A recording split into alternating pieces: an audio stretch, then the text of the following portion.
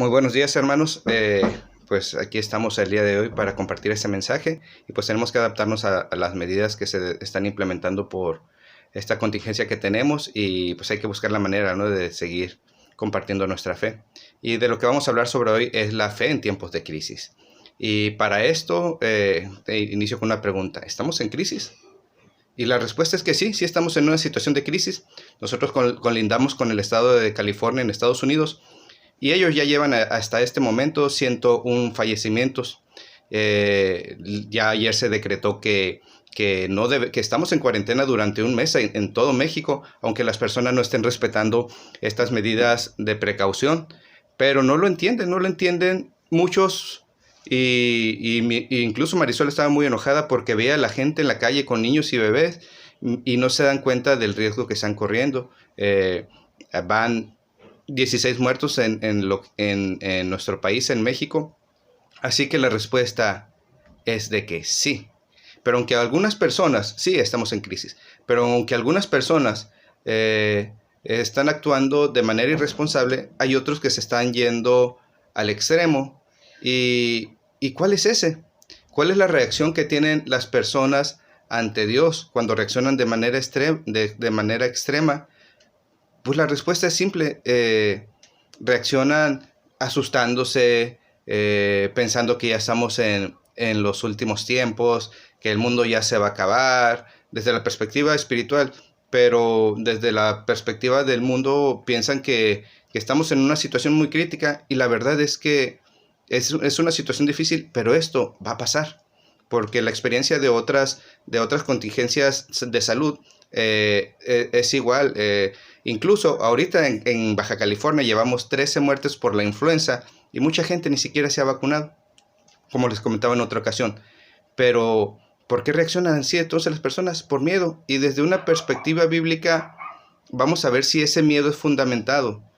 La pregunta es, ¿estamos en los últimos tiempos? Y vamos a ver lo que nos dice Mateo 24. Voy a leer algunos versículos, no los leeré todos. Más tarde Jesús se sentó en el monte de los olivos. Sus discípulos se le acercaron en privado y le dijeron: «Dinos cuándo sucederá todo esto. ¿Qué señal marcará tu regreso y el fin del mundo?». Jesús les dijo: «No dejen que nadie los engañe, porque muchos vendrán en mi nombre y afirmarán: yo soy el Mesías, y engañarán a muchos». Y esa es la primera señal de que hay muchas personas que se van a levantar que ellos son el Cristo. Y esto ha estado pasando durante todo el tiempo que después de que Jesús murió, mucha gente se ha dicho que es el Mesías. Y luego continúa: «Y ustedes se irán de guerras y de amenazas de guerra, pero no se dejen llevar por el pánico». Es verdad, esas cosas deben de suceder. ¿Ha sucedido esto? Sí, han sucedido guerras y ha habido amenazas de guerra incluso en este año. Pero imagínense qué pensaba la gente en la Primera Guerra Mundial o en la Segunda Guerra Mundial. Han de haber pensado ahí verdaderamente, el mundo ya se va a acabar, porque estamos hablando de millones de personas que murieron por estos conflictos de guerra. Y luego continúa: «Es verdad, esas cosas deben de suceder, pero el fin no vendrá inmediatamente después. Una nación entrará en guerra con otra y un reino contra otro reino. Habrá hambres y terremotos en muchas partes del mundo». Hay hambres y terremotos en muchas partes del mundo, sí, pero no todavía a la escala a la que las escrituras, más en otros versículos, en otros pasajes nos cuenta. «Entonces los arrestarán y los perseguirán y los matarán. En todo el mundo los odiarán por ser mis seguidores. Y muchos se apartarán de mí, se traicionarán unos a otros y se odiarán. Y aparecerán muchos falsos profetas y engañarán a mucha gente. Abundará el pecado por todas partes y el amor de muchos se enfriará. Pero el que se mantenga firme hasta el fin será salvo». Entonces, con lo que estamos leyendo en este pasaje, podemos entender que nos está diciendo, comparando a la situación actual, es de que todavía no estamos en los últimos tiempos. Y la misma Biblia lo dice, pues que nadie puede saber cuándo son los últimos tiempos. Pero este pasaje nos dice, hay señales para que tú puedas identificar cuándo va a empezar. Y la realidad es que no estamos en eso. Entonces, ¿de qué sirve tener miedo? Y desde la perspectiva bíblica y espiritual, no sirve de nada. Porque lo único que nos lleva a la salvación es un sincero arrepentimiento. Mucha gente se acerca a las congregaciones cuando empiezan a haber situaciones difíciles de guerra, hambruna, enfermedad, crisis económicas, etcétera, etcétera, y empiezan a buscar de Dios. Pero así como llegan a la iglesia, también se van, porque vienen motivados por el temor. Y no va a pasar nada, porque lo que motiva, lo que te va a hacer a alcanzar la verdadera salvación es el acto de arrepentimiento, reconocer: soy un pecador, necesito que tú, Señor, me salves, que tú aunque ya lo hiciste, yo acepto tu sacrificio de manera personal, y eso es lo que te lleva a la salvación. Por ejemplo, la gente en estos tiempos se está asustada porque el mundo ya se va a acabar y demás, pero una situación pues cercana a mí, no muy personal, pero cercana a mí, que le pasa a muchos, pasó esta semana. La mamá de mi cuñada falleció, y para ella la realidad es que fue el fin del mundo, porque ya se acabó. Y mucha gente en esta semana pasa por eso de que va a llegar el fin del mundo para ellos, porque fallecieron. Incluso los que están falleciendo por esta enfermedad, ya se les acabó el mundo. Y lo único que determina en dónde pasaremos la eternidad siempre es determinado por dos cosas: ¿será el arrepentimiento o será el miedo? Porque el miedo no te lleva a la salvación, te lleva a una constricción, a una preocupación, pero no te lleva a Dios. En algunos casos sí, pero en la mayoría no, porque va a pasar la contingencia y la gente se va a olvidar y va a regresar a lo mismo que era antes y se va a olvidar de Dios. Pero cuando entiendes que lo que implica la salvación, te das de cuenta que no estamos hablando de maldiciones, sino de bendiciones. Pero solamente eso lo entiende alguien que ha experimentado una verdadera transformación, un verdadero arrepentimiento y una verdadera salvación. Les voy a dar unos ejemplos. Cuando la gente esté paniqueada porque los últimos tiempos ya vienen y el mundo se va a acabar, la iglesia no debe estar preocupada, y yo se lo digo con mucha seguridad, porque antes de que empiece la gran tribulación, la señal que va a dar inicio a la gran tribulación son las bodas del Cordero. ¿Y qué son las bodas del Cordero? Es que la iglesia, todos los que en su momento aceptaron a Cristo, vivos y muertos, nos dicen los pasajes que los muertos en Cristo resucitarán primero, y entonces los que quedemos, los que todavía estemos vivos, seremos transformados de esta forma corpórea que conocemos, y vamos a ser transformados a la gloria de Dios, a esa forma donde vamos a poder estar delante de la presencia de Dios sin morir, y vamos a estar durante 7 años conviviendo en las bodas del Cordero, en una celebración donde lo simboliza el matrimonio entre Cristo, que el marido viene por su iglesia, que es la esposa, y mientras el mundo se está destruyendo en un caos en la tierra, con pestes, inundaciones, meteoritos y cosas que no entendemos, nosotros vamos a estar disfrutando de la presencia del Señor en un banquete celestial. Esa es la primera señal, cuando están ahora sí en los últimos tiempos. ¿Y de qué nos está hablando? Para la gente que realmente ha entendido y ha aceptado ese sacrificio, que nosotros vamos a estar en bendición mientras el mundo va a estar en sufrimiento y en gran tribulación, como así le menciona. Incluso habrá gente que en ese tiempo se salvará, pero será a costa de su propia sangre. Ya no va a ser por la sangre del Cordero, sino que van a morir por no negar a Cristo. Y ese tiempo es el tiempo de la gracia, donde con el simple hecho de decir: Señor, yo creo en ti, gracias porque moriste por mí, no vamos a pasar por ese tiempo. Otros ejemplos de promesas que están en las palabras, el mensaje de las 7 iglesias. Hay una porción, dice, y al final hay una promesa en cada una de estas iglesias. Dice uno: todos los que salgan vencedores les daré del fruto del árbol de la vida, que está en el paraíso de Dios. ¿Eso da miedo? No, eso da esperanza. Los que salgan vencedores no sufrirán daño de la segunda muerte. ¿Por qué?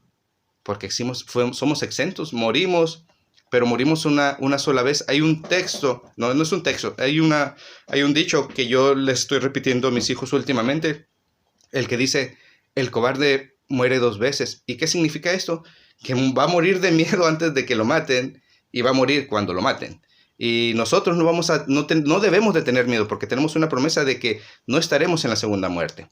Y en otro momento tal vez expliquemos lo que significa esto. Dice otra promesa, otra iglesia: a todos los que salgan vencedores le daré del maná que ha sido escondido en el cielo, y les daré a cada uno una piedra blanca, y en la piedra estará grabado un nombre nuevo que nadie comprende aparte de aquel que lo recibe. Yo voy a tener un nombre nuevo. A todos los que salgan vencedores y me obedezcan hasta el final, les daré autoridad sobre las naciones. Gobernarán las naciones con vara de hierro y la harán pedazos como si fueran ollas de barro. Tendrán la misma autoridad que yo recibí de mi Padre, y también les daré la estrella de la mañana. Todos los que salgan vencedores serán vestidos de blanco. Nunca borraré sus nombres del libro de la vida, sino que anunciaré delante de mi Padre y de sus ángeles que ellos me pertenecen. Todos los que salgan vencedores les haré columnas en el templo de mi Dios, y nunca tendrán que salir de allí. Yo escribiré sobre ellos el nombre de Dios, de mi Dios, y ellos serán ciudadanos de la ciudad de mi Dios, la nueva Jerusalén que desciende del cielo y de mi Dios, y también escribiré en ellos mi nuevo nombre. ¿Qué nos está? Otra promesa increíble, ¿no? En una porción dice: el que me confesare delante de los hombres, yo lo confesaré delante de mi Padre, y el que me confesare delante de los ángeles que están ante el Padre, yo lo negaré. Y aquí nos está diciendo que Él no nos va a negar, sino que nos va a reconocer que somos de Él. Todos los que salgan vencedores se sentarán conmigo en mi trono, tal como yo salí vencedor y me senté con mi Padre en su trono. De eso se trata. Esta crisis en la que nos encontramos actualmente va a pasar. Y va a llegar el tiempo donde sí estaremos viendo estas señales ya más claras de lo que es el fin del mundo. Pero en este momento, ¿cuál es la reflexión a la que te quiero llevar? De que en estos tiempos de crisis estamos en una cuarentena de 30 días que ya se anunció a partir del viernes, que debemos de estar en casa, que la economía, ahora sí en México, muchas personas van a quebrar. Muchas personas que tienen comercios informales van a quebrar. Va a haber desesperación, probablemente vaya a haber suicidios, porque la gente no va a tener para comer. Gracias a Dios, mi familia, yo soy informal, pero mi esposa tiene un sueldo porque es trabajadora del gobierno, y les voy a estar pidiendo que estén orando por ella, porque ella está en el frente de batalla. Mientras ayer estaba muy enojada porque veía a la gente con bebés en brazos entrando al Carl Jr. cuando la indicación es de que no salgas para empezar, pero más que nada, si vas a salir a hacer compras de comida, no vayas acompañada por niños, y menos bebés. Estaban personas sentadas en las mesas cuando se supone que nada más debería ser comida para llevar. Y personas adultos mayores, que son los que corren más riesgo de fallecer. Sí, debemos de tomar precauciones y debemos de estar orando por nuestra ciudad Tecate, por nuestro país México. Incluso debemos de estar orando por todo el mundo y por nuestros vecinos que ya llevan bastantes muertos y un número increíble de contagios. Y sabemos que aquí en México se han tomado las medidas necesarias a tiempo y antes de tiempo, pero el que tiene la última palabra es el Señor. Y el que sabe cuándo vamos a dar cuentas y estaremos delante de su presencia es Él el único que lo sabe. Pero la realidad es que el lugar a donde tú termines va a ser determinado o por el arrepentimiento o por el miedo. Y la invitación es que te hago hoy es que genuinamente busques al Señor con tu corazón. Y te vas a dar de cuenta que la Biblia no habla de maldiciones para la gente que busca del Señor verdaderamente. Habla de puras bendiciones. Y de esta forma damos terminado este mensaje y voy a hacer una oración final. Señor, te damos gracias porque tú eres bueno y porque en estos tiempos de crisis sé que vas a tener cuidado de tu iglesia, Señor. Te pido que traigas consolación a las personas que han perdido un familiar, ya sea por la enfermedad o por causas naturales que no tienen nada que ver con ellas, Señor. Que le traigas paz y tranquilidad, Señor. Por las personas que van a perder sus empleos en Estados Unidos, 1 de cada 4 personas han perdido sus empleos, Señor. Y no tienen sustento para llevarle a sus familiares, Padre. Se viene una crisis económica tremenda, Señor. Te pido que cuides a México, te pido que cuides a nuestros gobernantes y que las decisiones que estén tomando sean las adecuadas, Señor. Te pido por nuestra iglesia, Señor, te pido por nuestros pastores y que tu gloria se derrame en esta ciudad, Señor. Te pido también que cuides mucho a mi esposa porque está en el frente de batalla. En el nombre de Jesús. Amén.